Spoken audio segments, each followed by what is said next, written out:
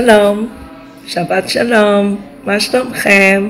אני פני, אני וטוני ביחד רוצים להגיד כולם, אנחנו מאוד מתגאה אתכם ואנחנו מקווים בקרוב אפשר לחזור בשגרה ואנחנו יכולים לחזור לקהילה ואנחנו יכולים להתפלל ואנחנו אפשר להלל ביחד ואנחנו בינתיים אנחנו צריכים להיות חזקים במצב הזה.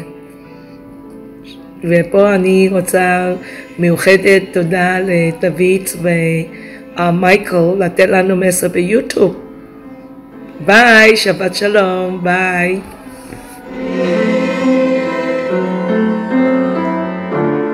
Ahora vamos a escuchar un mensaje corto de nuestro querido hermano Gena.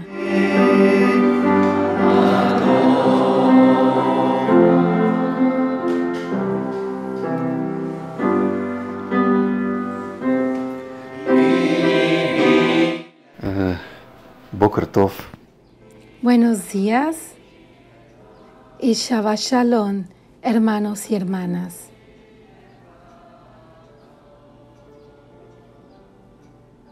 Yo quiero compartir con ustedes unos cuantos pensamientos de Juan,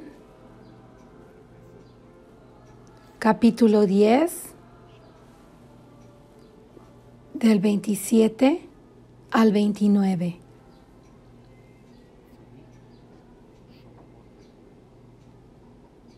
Mis ovejas escuchan mi voz, yo las conozco y ellas me siguen. Yo les doy vida eterna y no perecerán jamás. Y nadie las arrebatará de mi mano. El Padre que me las ha dado es más grande que todos. Y nadie puede arrebatar nada de la mano del Padre. Estos versículos dan paz, esperanza y amor a los hijos del Señor. Yo pensé un poquito del mensaje que Michael dio 2 semanas atrás en Shabbat. Él habló acerca de ser perseguido. La persecución que ocurrió a 5,000, 6,000 años atrás, y esto ocurrió por 2,000 años. Y después de que Jesús resucitó de la muerte, hubo persecución. Muchos de nuestros hermanos y hermanas murieron en cruces, en fuego y en la cárcel. Y Michael preguntó, ¿de qué lado tú quieres estar? ¿Del lado que sufre por la verdad o del lado que persigue a los creyentes? Y claro, la respuesta es solamente una: es mejor morir por la verdad y ser fieles hasta la muerte. Pero yo quiero decirles que yo pensé en mí mismo y yo entiendo que claro, yo quiero ser fiel, pero mientras yo estoy pensando de lo que estos hermanos y hermanas pasaron por, es muy difícil, es muy pesado en mi corazón.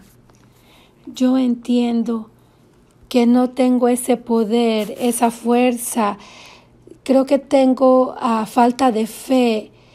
No sé qué haría yo en esa situación.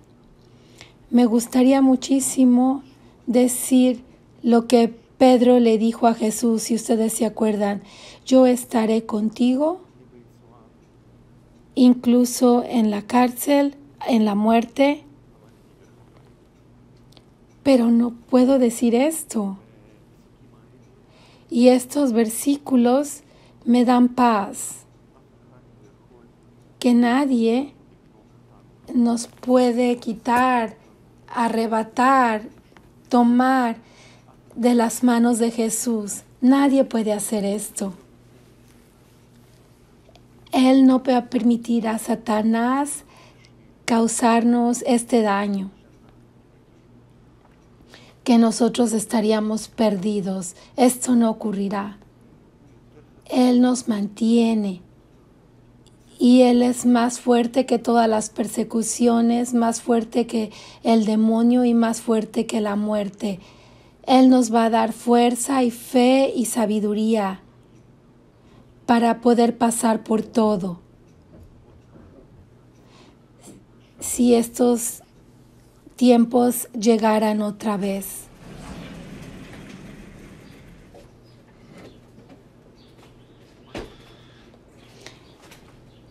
Y lo que yo quiero decir además es que estos versículos, estas palabras que Jesús dice, no se las dice a todas. Hay mucha gente hoy que dice que son creyentes, pero hay verdadera fe y hay fe que no es real. ¿A quién le dice Jesús esto, estas cosas que nadie te puede arrebatar, robar de las manos del Señor? ¿A quién se lo dice? Bueno, leemos que dice en el versículo 27, mis ovejas escuchan mi voz. Y eso significa que quien pertenece a Jesús, ellos escuchan su voz y escuchan lo que Él dice, la voz del Señor, y Él hace en sus vidas lo que Él dice, no lo que ellos quieren, no lo que el mundo les dice que hacer, pero de la otra manera, lo que el Señor les dice que hacer, y eso es la fe verdadera. Él dice acá, ellos caminan, ellas me siguen, hacemos lo que Él dice y caminamos, lo seguimos. Lo que Él hizo, nosotros hacemos. Quien escucha su voz y lo sigue, Jesús lo conoce. Y esta persona y estos versículos le pertenecen. Que nadie te puede arrebatar de las manos del Señor. Y Él va a dar a estos creyentes vida eterna. Ahora, yo pienso y creo que cada uno de nosotros en nuestra congregación seamos creyentes verdaderos y que estos versículos son relevantes y nos pertenecen. Ojalá que Dios nos pueda ayudar para poder vivir con esperanza en estos tiempos y en el futuro, que Él nos ayude, que Él nos guarde.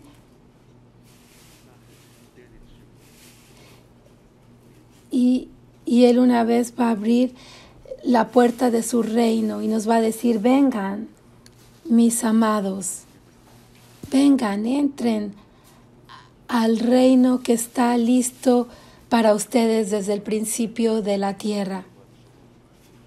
Alabemos al Señor y Shabbat Shalom a todos. Y quiero decir otra vez, ojalá nos podamos ver pronto. Nosotros le damos gracias a nuestra hermana Gena y ahora vamos a escuchar el mensaje de Mateo 5.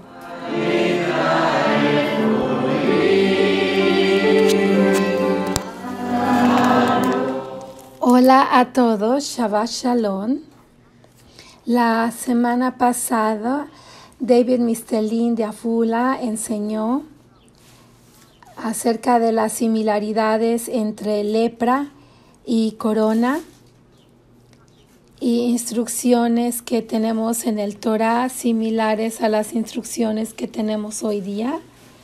Y 2 semanas atrás aprendimos del Evangelio de Mateo, es el Evangelio que estamos aprendiendo ahora y empezamos con el capítulo 5, Mateo capítulo 5. Y aprendimos los primeros 12 versículos, las bienaventuranzas. Y ahora vamos a continuar con un mensaje corto en los versículos 13 al 16. Vamos a abrir la Biblia en Mateo 5, versículo 13 al 16. Vamos a leer. Vosotros sois la sal de la tierra, mas si la sal se desvirtúa, ¿con qué se la salará? Ya no sirve para nada, más que para ser tirada afuera y pisoteada por los hombres. Vosotros sois la luz del mundo. No puede ocultarse una ciudad situada en la cima de un monte, ni tampoco se enciende una lámpara y la ponen debajo del celemín, sino sobre el candelero para que alumbre a todos los que están en la casa. Brille así vuestra luz delante de los hombres, para que vean vuestras buenas obras y glorifiquen a vuestro Padre que está en los cielos.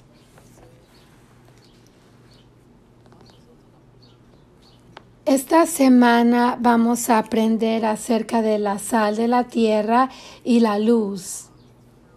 Ahora, estas cosas, la sal y la luz de la tierra concerniente a nuestro testimonio son similares, pero hay una diferencia.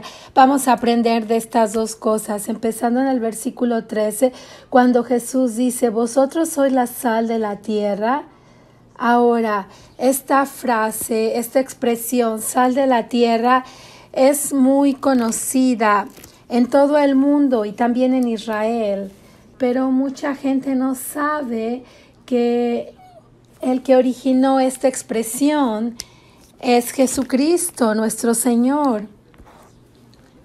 Hoy día, muchas veces en los periódicos en Israel o en libros usan esta expresión, la sal de la tierra, significa el mejor tipo de gente.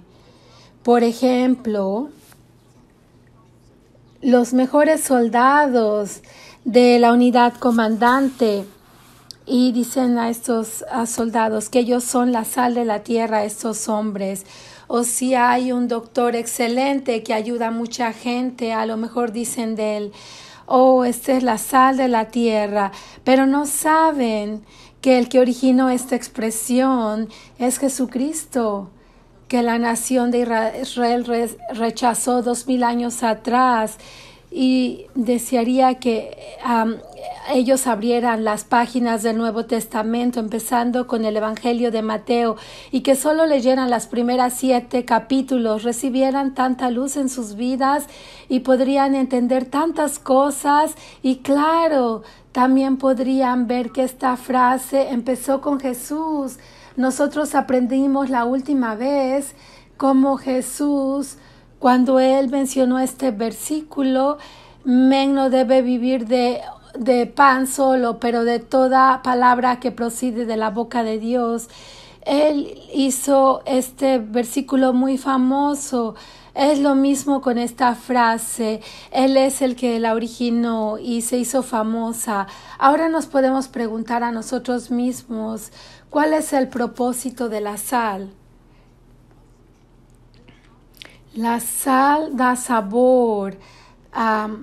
Muchas veces cocinamos y la comida no está sabrosa si no está con suficiente sal. Entonces le ponemos sal o se la agregamos al final. Hoy día hay mucha gente que dice que tú no debes comer mucha sal, y yo entiendo, pero yo y mi esposa nos gusta comer sal y comemos sal natural o esperamos que sea natural en nuestra comida. La sal le da sabor a la comida y a todo a lo que tú se la pongas. Y así es como es en nuestro mundo. Nuestra vida en este mundo es sin propósito. No hay un propósito a nuestra vida en este mundo. A lo mejor la gente intenta diferentes cosas. A lo mejor intentan hacer deportes o comer en los mejores restaurantes, comprando los mejores carros, haciendo tanto dinero como puedan, tener una bonita esposa. Tratan todas las experiencias, todas las aventuras, pero la gente que tiene todas estas cosas aún todavía les falta y quieren más y más y nunca es suficiente para ellos. Tú le puedes preguntar a Salomón, el rey, por qué él escribió el libro de Eclesiásticos si él intentó todas estas cosas. Él era uno de los hombres más ricos de su tiempo. Él tenía a lo mejor la casa más hermosa que tú podrías imaginar. Él tenía tantas mujeres como él quería.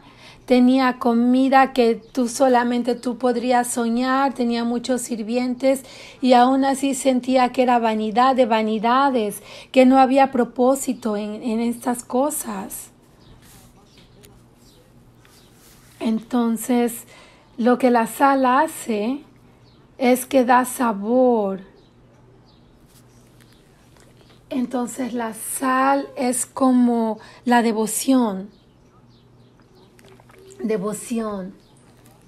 Expresa miedo a Dios, amor a Dios y la voluntad de caminar en sus caminos.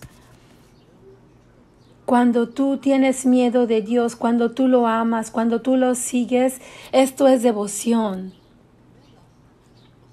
Y la sal en nuestras vidas es nuestra devoción porque todo es sin sabor, sin propósito, sin devoción.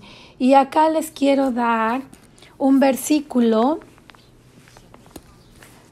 del libro de Eclesiastes. Eclesiastes fue escrito por el rey Salomón. Y vamos a ir al último capítulo, capítulo 12, y el versículo 13. El fin de todo el discurso oído es este: teme a Dios y guarda sus mandamientos, porque esto es el todo del hombre. Esta es la conclusión que Salomón llegó, que todo es vanidad. Y el propósito del hombre es tenerle miedo a Dios y mantener sus mandamientos. Entonces la devoción y la gente que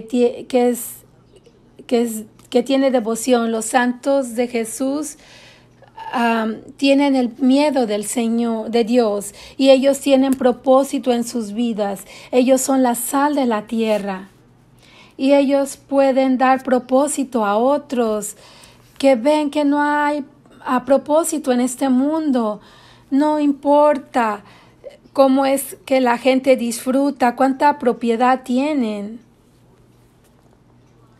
Ellos van a entender que todo es vanidad al final y que al final llega a nada. Y también nosotros sabemos como creyentes que aun si ellos disfrutan en la tierra, pero ellos no tienen miedo de Dios, ¿qué es lo que les ocurre a ellos? Ellos van al juicio, no inmediatamente, porque cuando mueren van a un lugar que se llama Sheol. Seol no es Tejenón. Sheol es un lugar a donde la gente espera por el juicio y es un lugar terrible que nadie quisiera ser encontrado allí. En Sheol hay una parte de los malos, de los malvados, a donde todos esperan para el juicio. Y después de que Jesús reine en la tierra por 1000 años, después del reino de Dios, toda la gente que estuvieron esperando en juicio en Sheol van a llegar al gran trono blanco y van a ser juzgados uno por uno y van a ser tirados en el lago del fuego. El lago del fuego se llama Gehinnom y es un lugar que es mucho más terrible que Sheol, que es de todas maneras terrible. Entonces, si aún el hombre disfruta de todas estas cosas del mundo, al final él va a llegar a Sheol y a Gehinnom. Entonces, ¿cuál es el propósito de todas estas cosas? Una persona necesita tener temor de Dios y obedecer a Dios. Entonces, cuando nosotros somos santos de Jesucristo, entonces nosotros les podemos dar a aquellos que alrededor de nosotros un propósito. Les podemos decir, este mundo no es todo. Tú sientes que algo te falta. Claro, tú puedes sentir esto porque tú no tienes miedo de Dios, tú estás pecando en contra de Dios, tú necesitas corregir tus caminos, necesitas arrepentirte y regresar a Dios en el nombre de Jesucristo y pedir perdón por el perdón de los pecados, por todas las cosas malas que has hecho. Y entonces tú vas a recibir el perdón de los pecados, tú vas a recibir el Espíritu Santo en tu vida, en tu corazón, y entonces tú puedes vivir una vida de devoción que tiene propósito para Dios.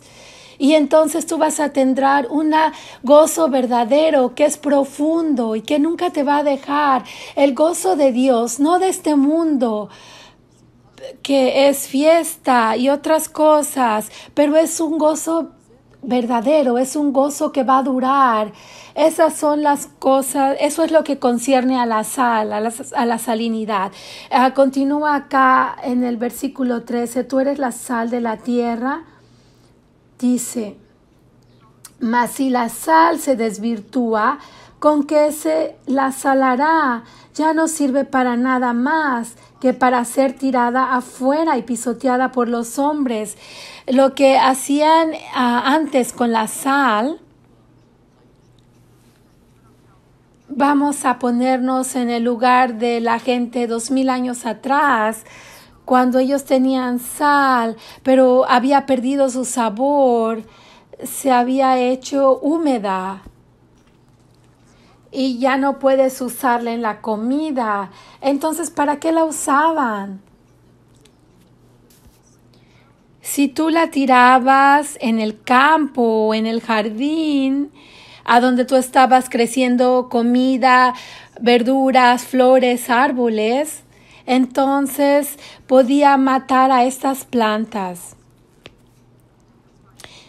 que estaban tratando de crecer. Entonces las tiraban en las partes a donde no querían que las plantas crecieran, porque era donde la gente caminaba. Entonces tiraban la sal ahí.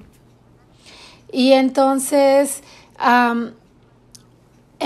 la gente caminaba en este camino. Entonces era lo que hacían con la sal, que ya no podía ser usada en la comida. Entonces la tiraban en el parque o a donde no querían que las plantas crecieran, y entonces la gente caminaba.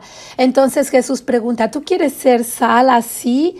Sal que no tiene propósito, pero que está siendo tirada en el camino. Claro que no. Jesús nos está dando la advertencia a los creyentes a no perder la salinidad, no perder el sabor. ¿Y cómo es que perdemos nuestro sabor, nuestra salinidad? Cuando ya no somos diferentes del mundo, entonces nosotros perdemos nuestra salinidad, perdemos nuestro sabor. Si nosotros hablamos como el mundo habla, si nuestra lengua y las cosas de las que nosotros hablamos son las cosas que el mundo está hablando, entonces nosotros estamos perdiendo nuestro sabor. Si nosotros nos comportamos como todo el mundo se comporta y hacemos los mismos pecados, entonces estamos perdiendo nuestro sabor. Si nosotros nos vestimos la forma como el mundo se viste, y claro, no estoy diciendo que nos debemos vestir diferente de todas maneras. De otra manera, entonces yo podría poner un sombrero con 3 esquinas para verme diferente, y esa no es la meta. Pero ustedes entienden lo que yo les quiero decir. Algunas veces el mundo se viste provocativamente, de una manera malvada, y como creyentes no debemos vestirnos así y vernos como el mundo. Nosotros debemos ser diferentes. Si nosotros vemos las mismas películas que el mundo está mirando, esto también es un problema. Yo iba a las películas seguido, pero en algún momento yo me pregunté qué estoy haciendo aquí, cómo puedo ver esa película y decirme que soy creyente. Me sentí tan incómodo que hubo algunas películas que tuve que caminar, incluso al principio de la película. Yo me dije, yo no puedo ver esto. Y si nosotros en nuestras vidas nos sentamos a ver películas y series, programas del mundo, entonces estamos perdiendo nuestra salinidad. Si nosotros escuchamos la música del mundo y nosotros vemos la misma música del mundo, ¿de qué manera somos diferentes del mundo? Les quiero compartir otro versículo con ustedes de Romanos, del libro de Romanos, capítulo 12.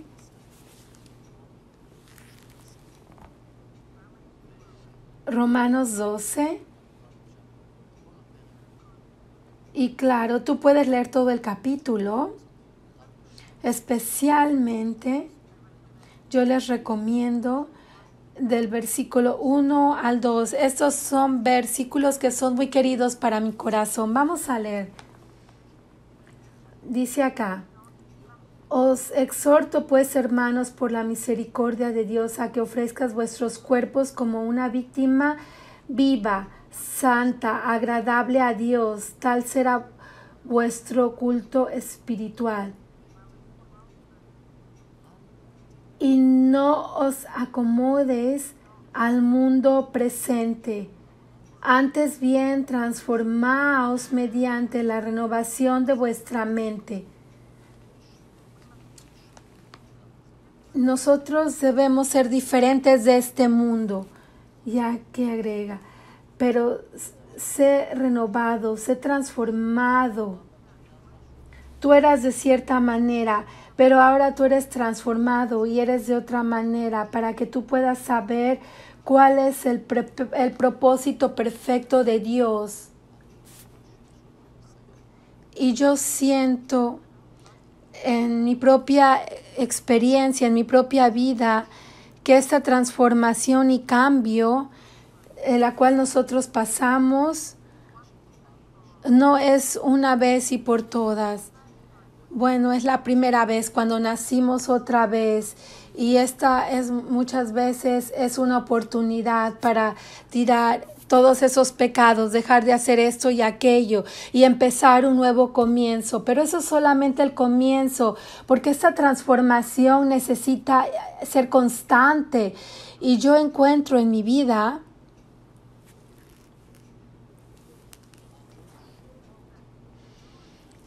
que el Señor me cambió,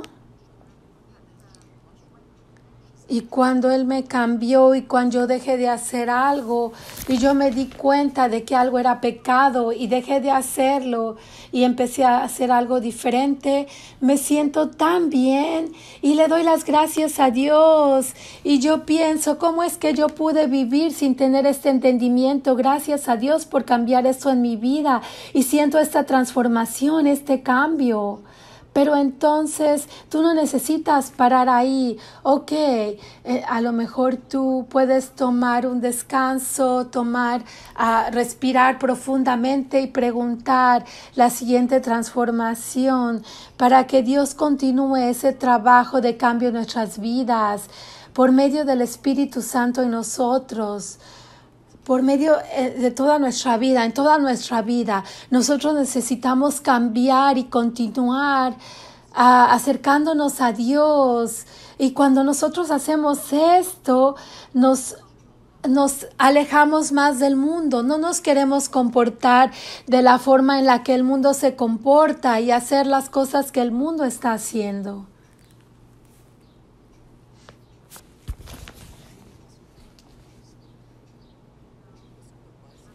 En Mateo, en el versículo 14 está escrito: vosotros sois la luz del mundo. Ahora Jesús está hablando de la luz del mundo. Cuando Él dice, tú eres la luz del mundo, ¿qué es lo que Él quiere decir? Él quiere decir que nosotros somos la luz, que tenemos alguna luz en nosotros, que vio y dijo, oh, eso es lo que yo quiero porque son luz. No, para nada. Es lo contrario de lo que nuestro Evangelio nos enseña. Está escrito, el corazón es engañoso y desesperadamente malo. ¿Quién lo puede conocer? Es desesperadamente malvado. En condiciones terribles, que nuestro corazón, que nosotros no podemos saber qué tan corrupto es, solamente Dios. Nuestra naturaleza es correcta y mala. Dios no nos escogió a nosotros por algo bueno que vio en nosotros.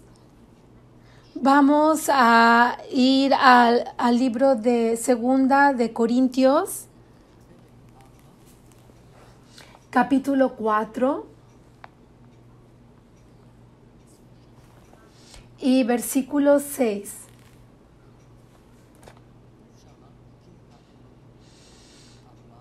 Pues el mismo Dios que dijo, de las tinieblas brille la luz, ha hecho brillar la luz en nuestros corazones para irradiar el conocimiento de la gloria de Dios que está en la faz de Cristo. no, ve lo que Pablo dice en estos versículos. El mismo Dios que mandó que la luz brille fuera de la oscuridad. ¿Qué es lo que está diciendo? Él está refiriéndose a la creación de Dios cuando él lo creyó y la oscuridad que había. Había oscuridad y vacío y Dios habló y hubo luz. Esta es la palabra de su creación. Y entonces él dice, él brilla en nuestros corazones para dar la luz del conocimiento de la gloria de Dios. Entonces él compara lo que fue hecho en la creación 6,000 años atrás, cuando no había forma y la tierra era vacía y él comandó que hubiera luz. Él lo compara eso con lo que hizo nuestros corazones. Eso quiere decir que nuestro corazón estaba oscuro. Dios no vio luz. Y dijo, yo voy a hacer más luz. No vio algo bueno y lo voy a hacer mejor. Él vio oscuridad allí y así como él creyó la luz y solo entonces había luz en el mundo, así lo hizo nuestros corazones. Era tan oscuro y entonces él brilló en nuestros corazones para que nosotros pudiéramos brillar por el conocimiento de la gloria de Dios, para que la gente pueda conocer la gloria de Dios por medio de Jesucristo. Ese es el estado de nuestro corazón antes de que el Espíritu Santo nos diera un nacimiento nuevo. Estaba en un estado de oscuridad y solamente Dios es el que nos dio luz. Vamos ahora a ir a otro versículo en la epístola de los Efesios, capítulo 5 y versículo 8. Y mira lo que está escrito. Estas son palabras fuertes de Pablo. Dice a los Efesios, porque en otro tiempo fuiste tinieblas, mas ahora sois luz en el Señor. Vivid como hijos de la luz. Él no les dice a ellos, si tú caminas como hijos de Dios, entonces Dios va a decir que tú eres luz. No, Él dice algo muy duro acá. Dice, tú una vez eras oscuridad. Y Él está refiriéndose a la condición de nosotros, del hombre en general, antes de que naciéramos otra vez por medio del Espíritu Santo y conociéramos a Jesucristo. Antes de esto, tú eras oscuridad. Ahora dime, no, estas son palabras muy fuertes, ni siquiera dice, tú estabas en la oscuridad. Eso suena un poquito mejor, ¿correcto? Tú estabas en la oscuridad, pero ahora tú estás en la luz. No, él dice, porque tú fuiste tinieblas. Estas son palabras muy fuertes de definir a los que no son creyentes, gente que no ha nacido otra vez. Yo creo que hay muchas partes en el cuerpo de Jesucristo, también aquí en Israel, que si Pablo les dijera esto hoy día, que los que no son creyentes son oscuridad, antes de que nazcan otra vez, le dirían, Pablo, te pedimos que bajes tus palabras. Tú estás hablando de una manera desagradable de los que no son creyentes. Tú les puedes decir que antes tú no eras tan bueno y ahora eres mejor. Eso es mucho más agradable. Eso es mi experiencia, no solamente con unos cuantos pastores en Israel, pero la diplomacia es mucho más importante que la verdad. Pero la verdad dice que nosotros éramos oscuridad. Los que no son creyentes son oscuridad. Antes de que ellos se hagan luz en Jesucristo. Eso describe la situación de un hombre. Y nosotros necesitamos entender y recibirlo como parte de nuestra fe. Nosotros somos luz y somos la luz del mundo solamente porque Dios nos hizo luz en el Señor Jesucristo.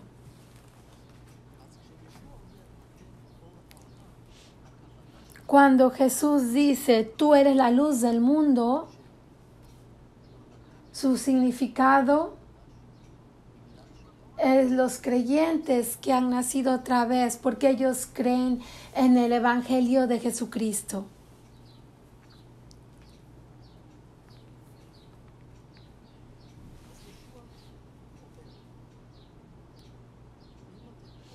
Jesús dice,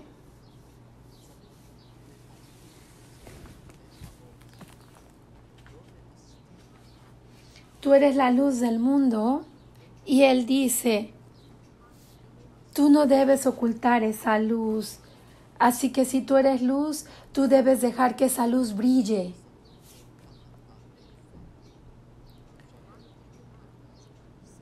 En el versículo 15, ni tampoco se enciende una lámpara y la ponen debajo del celemín, sino sobre el candelero. Ahora, ¿qué es este celemín? Es 1,5 galones. Tenía una jarra grande o un tarro que contenía 1,5 litros, 1,5 galones. Yo encontré una imagen en esta red, en este website.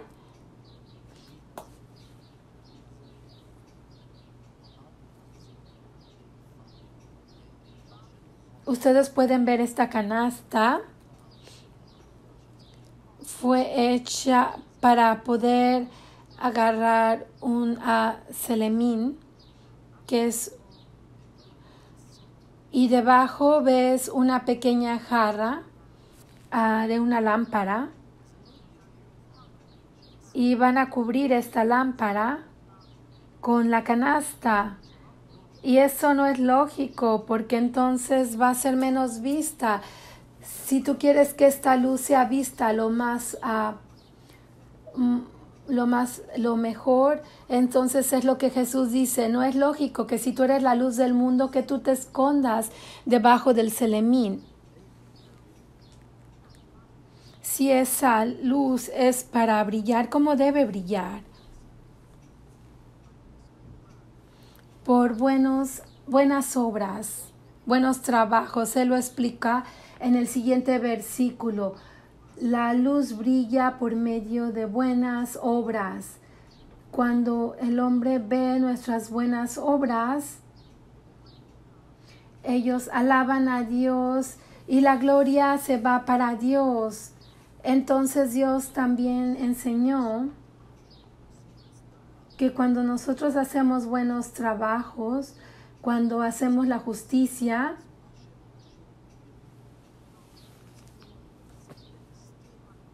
no lo debemos hacer para ser vistos por el hombre, pero debemos de tratar de ocultar nuestras buenas obras, no hablar ellas en frente de los hombres, no poner comerciales y hacerlo lo más posible que no sean vistas. Pero hay cosas que son noticiables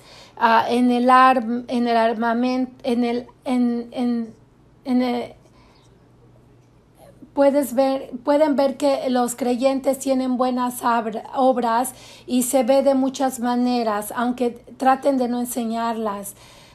Se puede ver en nuestro trabajo y en otros lugares. Entonces Jesús quiere que esto se vea y que alabemos a Dios y que toda la gloria se vaya a Dios. Algunas veces hay creyentes que hacen obras buenas y quieren ayudarle a alguien, ayudarle de esta manera, de aquella manera. Ayudan a los que no son creyentes.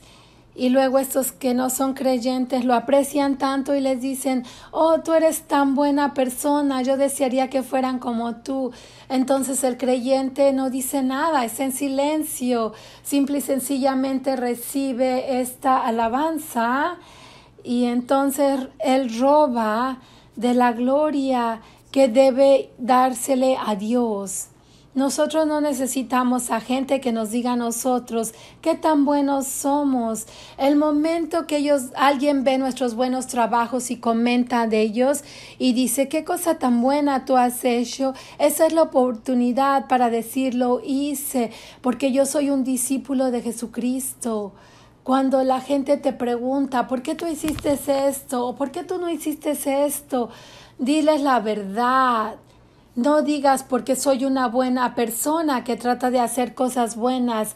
Dilo porque yo creo en el Señor Jesucristo y es lo que Él me enseña a hacer. Esto es el trabajo de Dios en mi vida. Si tú ves algo bueno es porque Dios hizo esto en mi vida. Entonces cada vez que ellos vean que tú haces algo bueno, que escuchan algo bueno que tú haces, ellos van a hacer la conexión entre tus buenas obras y tu fe en el Señor Jesucristo. Y entonces el honor y la gloria se va a ir a Dios, nuestro Padre en el cielo, y no para ti. Siempre van a hacer esa conexión entre tu fe en Jesucristo y las obras que tú haces y tu comportamiento. Y ese es nuestro propósito, nuestra meta como creyentes, que nuestras buenas obras van a ser un testimonio para nuestra fe en Jesucristo. No para que la gente piense que nosotros somos buena gente. Entonces quiero cerrar con 2 historias que son un poquito chistosas. Yo normalmente trato de no decir historias, pero hoy día tengo 2 historias que pensé que a lo mejor les gustaría escuchar. La primera, una vez yo tenía un negocio de distribución y de ventas a tiendas y a individuales. Vendía yo libros cristianos y yo trabajaba con todas las tiendas cristianas en Israel que yo conocía, tenía conexión con tiendas cristianas y yo les preguntaba qué necesitaban, este libro, aquel libro, y ellos me compraban. Y yo les mandaba la mercancía y después de un tiempo yo recibía un cheque en el correo y todos me pagaban. Nunca tuve ningún problema con estas cosas. Era fácil para mí trabajar con las tiendas cristianas en Israel y esto yo puedo decir que es un buen testimonio. Tuve que abrir una cuenta de negocios en una de las sucursales del banco. Entonces yo fui y les expliqué lo que estaba yo haciendo. Y me dijeron, ok, vamos a hablarle al gerente del banco, al gerente de la sucursal o el gerente del departamento. Y él vino y era religioso, con un kippah, era una persona muy agradable y empezó a hacerme preguntas acerca del negocio, de lo que estoy haciendo, de lo que estoy distribuyendo, de que estoy distribuyendo música, libros y estas cosas. Y luego él me preguntó cuál es el porcentaje de cuentas que no son pagadas. Y entonces yo me pregunté qué tipo de pregunta es esta, qué porcentaje de cuentas no son pagadas. Después de esto yo entendí que siempre hay un porcentaje de facturas de las cuales no van a ser pagadas. Por ejemplo, si tú tienes un negocio y tú vendes mercancía por 10,000 shekels, pero el 15% de esta cantidad que tú deberías recibir, tú no la vas a recibir porque no vas a ser pagada, porque la gente no quiere pagar. Y eso es la situación regular en Israel y en otras partes, pero a lo mejor especialmente en Israel. La gente a veces no quiere pagar sus cuentas, sus facturas. Y cuando trabajaba yo con cristianos, yo nunca tuve ningún problema, ellos siempre pagaban. Incluso yo trabajé en una tienda en Jerusalén que cuando ellos recibían los discos, ellos me hablaban y me decían, te estamos mandando el cheque. Y eso era algo que en el mundo de los negocios no se conoce. Pero yo tuve una buena experiencia. El momento que yo dejé de trabajar con tiendas no cristianas, con tiendas seculares o tradicionales o religiosas, entonces yo empecé a trabajar con ellos y yo me di cuenta qué tan difícil era obtener un pago de ellos. Yo tenía que hablarles tantas veces a cada negocio, a cada tienda y decirles que les iba yo a hablar otra vez. Y hasta que recibía yo los pagos, muchos meses habían pasado, que tú no sabes si vale la pena venderles. Es tan difícil trabajar con ellos. Y esto es algo que yo no experimenté con los creyentes. Yo dejé de trabajar con ellos. Era muy difícil. Entonces este gerente me preguntó, ¿cuál es el porcentaje de tus facturas que no son pagadas? Y yo pensé y dije, yo no tengo cuentas que no sean pagadas, todos siempre me han pagado las facturas. Y él me miró y él no sabía de lo que yo estaba hablando. Y él me dijo, ¿con qué tipo de gente tú trabajas? Y yo le dije, con cristianos. Y entonces él paró y dijo, ok, está bien. Él continuó con lo que se necesitaba. Entonces se abrió la cuenta, no hubo ningún problema. Pero para él esto era un testimonio de que los creyentes, los cristianos, pagan sus cuentas, sus facturas. Y esto es algo que tú no escuchas del mundo de los negocios. Esto era un buen testimonio. Tú sabes, en nuestro mundo, incluso si alguien paga todas sus cuentas y las paga a tiempo, si alguien hace un trabajo para él o les vende algo, él paga lo que se necesita, no necesita correr por el dinero. Esto es un buen testimonio. La gente va a ver que los creyentes son diferentes. Si ellos se comportan como las escrituras lo prescriben. Esa es una historia que yo quería compartir con ustedes.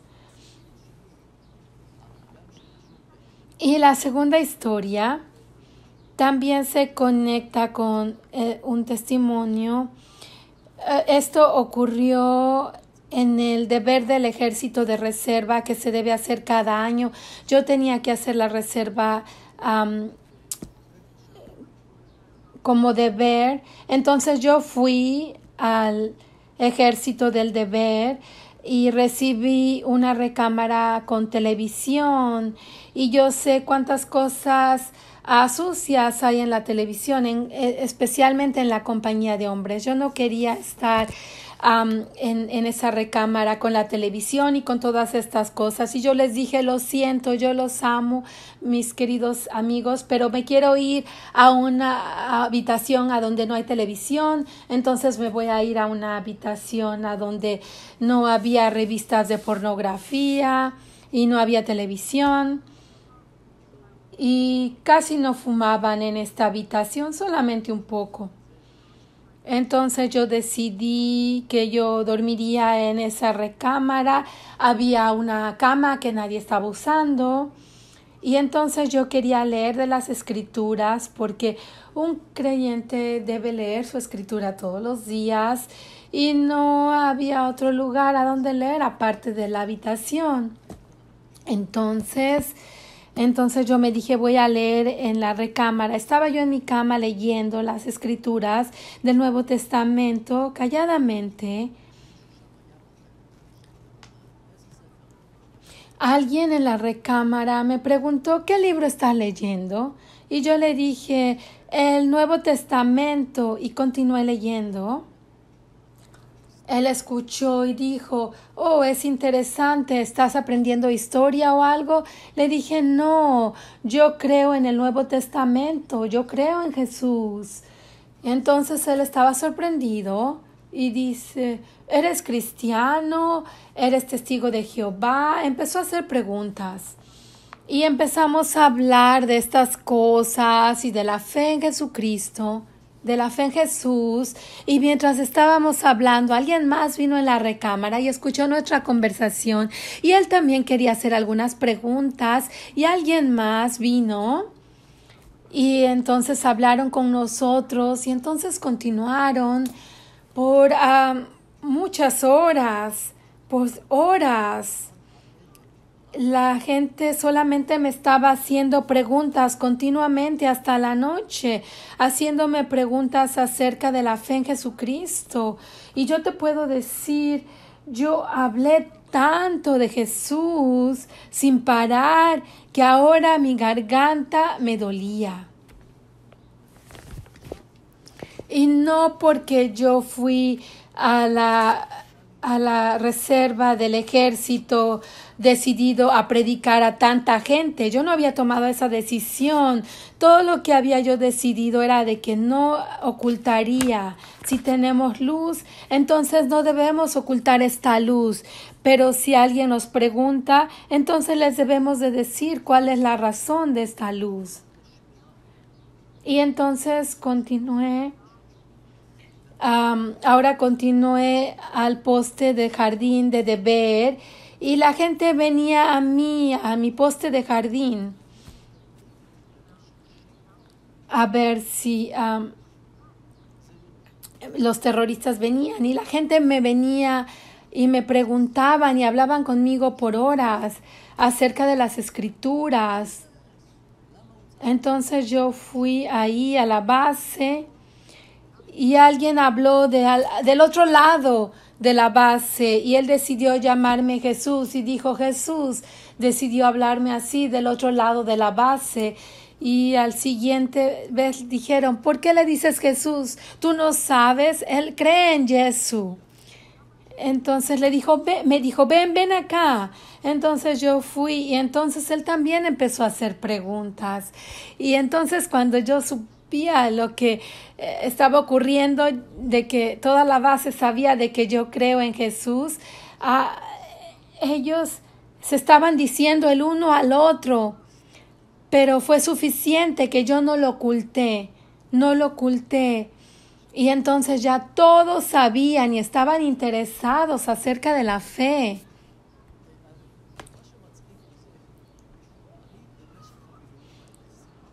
Y lo que es chistoso, que por medio de esto de ver del ejército de reserva, le hablé a tanta gente de Jesús porque estaban preguntando todo el tiempo, que sentí como que el Estado de Israel me estaba pagando dinero para ser misionero. Ahora, ¿cómo llegó a esta situación? Solo porque yo tomé la decisión de no ocultarlo. Y Jesús dice, si tú estás en una ciudad, tú quieres estar en la colina para que todos vean la luz, no en el valle. Si tú tienes una lámpara, tú no la quieres poner esa lámpara sobre el canasto, tú quieres que todas la vean. Entonces yo los motivo, hermanos y hermanas, a no tener miedo, a no tener vergüenza del Señor Jesucristo. Cuando tú preguntes, cuando te pregunten, ¿qué hiciste en el Shabbat? Tú no digas, fuimos a ver amigos, conocimos amigos, porque acá tú estás ocultando tu fe, escondiendo al Señor Jesucristo que murió por ti. Diles la verdad, diles, fuimos a una congregación cristiana porque nosotros creemos en Jesús. Y aun si tú no sabes cómo explicar todo, no importa. Nadie tiene todas las respuestas. Pero si tú solamente decides no ocultar, pero la gente es que sepa que ustedes son creyentes, tú ya eres la luz. Tú ya le estás dando a mucha gente la oportunidad de ver esa luz y entender tus buenas obras en tu vida. debido a tu fe en Jesucristo y lo que Él ha hecho en tu vida. Entonces la gente te va a preguntar, ¿por qué es que tú no estás participando en esto que todo mundo está haciendo? ¿Por qué tú estás haciendo esto y aquello? Diles la verdad. Diles, yo creo en Jesucristo y como parte de mi fe, yo no puedo participar en esto. Yo quiero hacer esto. Déjale saber a la gente que tú crees en Jesucristo para que ellos sepan de dónde vienen tus buenas obras y ellos las puedan ver. David dijo la semana pasada, él habló acerca de los leprosos que encontraron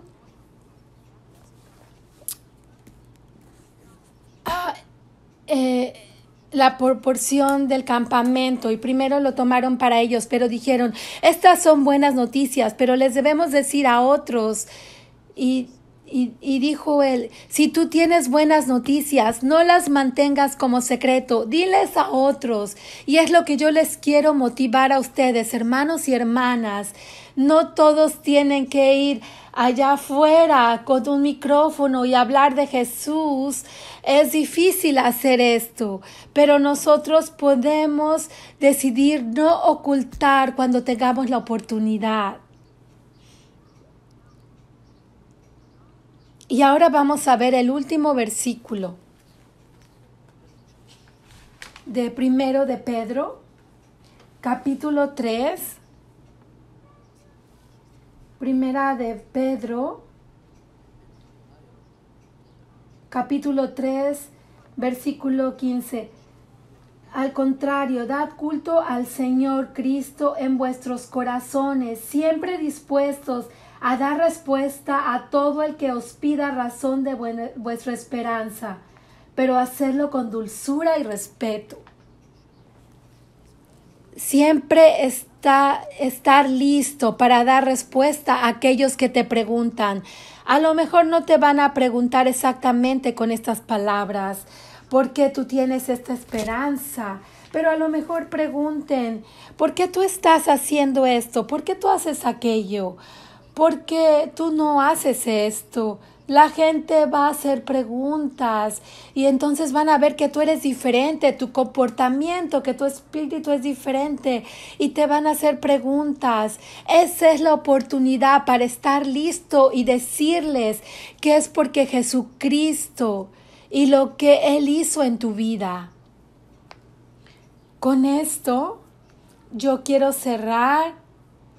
Que Dios los bendiga y les dé una buena semana y vamos a orar.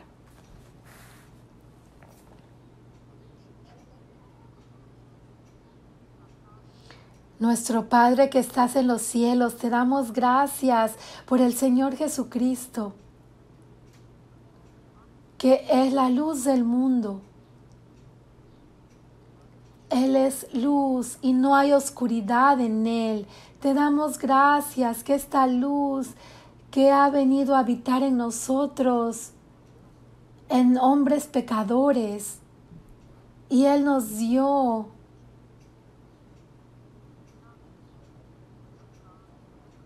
el derecho de ser hijos de Dios por medio de su sangre. Te damos las gracias por transformar la oscuridad en luz, luz que nos dio para ser su luz y para que podamos ser luz a los que están alrededor de nosotros. Te pedimos, Padre Dios, que en nuestras vidas nosotros podamos enseñar esta luz que tú has puesto adentro de nosotros, para que sea la luz del mundo y la sal que da sabor a otros que ven que cuando hay cosas que faltan, ellos puedan ver nuestras vidas. Padre, por mucho tiempo no nos hemos reunido en la congregación. Te pedimos que tú le des sabiduría al gobierno de qué hacer. Te pedimos que muy pronto podamos otra vez reunirnos y poder compartir el pan. Partir el pan y compartir, porque nosotros extrañamos la hermandad, el compañerismo uno con el otro como congregación. Por favor, ayúdanos a podernos reunirnos pronto en la congregación. Te damos las gracias en el nombre de nuestro Señor Jesucristo. Amén. Que tengan una buena semana todos y que Dios los bendiga.